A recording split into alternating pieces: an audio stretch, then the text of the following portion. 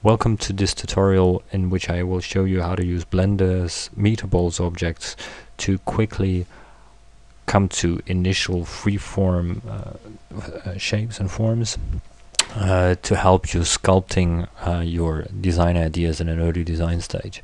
This is the initial view of Blender, including a camera, a light source and a cube, which I'm going to delete by going to the object menu and choose delete and confirm the deletion, or the shorthand for that would be X, but I'm trying to make use as much as possible of the menus that are provided in this version of Blender. So now that we get our empty scene, wherever we want to, we indicate by relocating with a left mouse button this 3D cursor object right here, where newly added objects will appear in the scene. So going to the add menu, choose metaball ball, and it appears right in the center of my 3D cursor.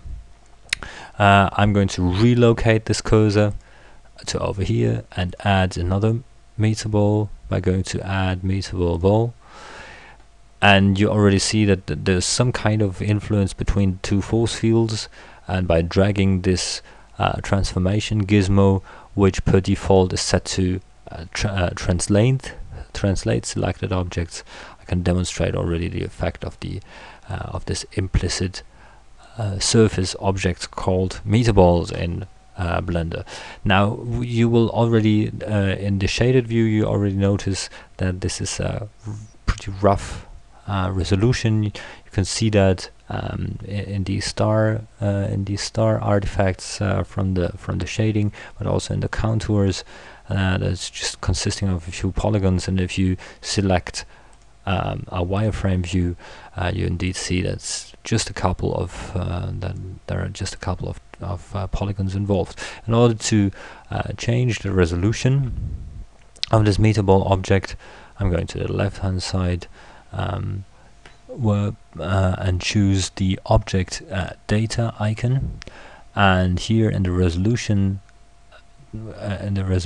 category of this flyout, by lowering the resolution, more polygons will be added. Pay attention though that if you go too high, depending on the complexity of your scene and the power of your machine, this can become slow very quickly. I'm going back to the solid view here, to the shaded view, and see that it really looks a lot smoother. Selecting the subcomponents, so this whole object so all the metaball objects that are involved in the scene are taken into the consideration when calculating this implicit surface, and I can switch between all the components, all the subcomponents, all the sub objects by right-clicking on the circles that are around the metaball object. So if I add another metaball object, and this time I'm going to choose a cube, I can switch between which elements I actually consider.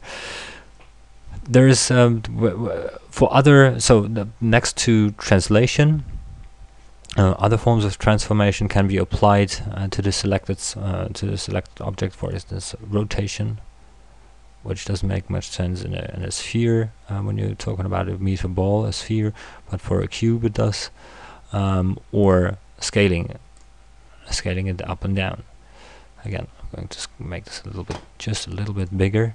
And again, this can be by switching with the right mouse button. You can switch which actual subcomponent, which actual metaball you refer to.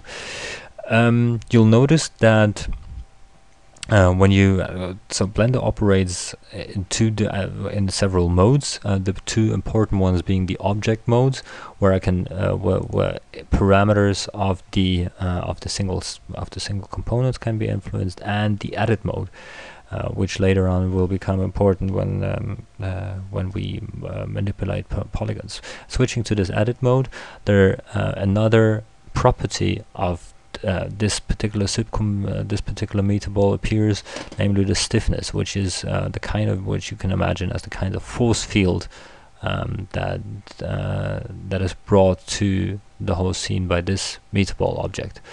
So I can scale this up and down and make it stiffer or less stiff. And also you'll note I can make this a negative force field by checking the negative by checking the negative checkbox, and then you see that the metaball is actually subtracted from the rest of the scene, which also is a very handy tool for early sculpting purposes. I'm going back to object mode, and we'll conclude this tutorial and leave you here and use this as a starting scene for the next step, using this scene for sculpting. Thank you for your attention.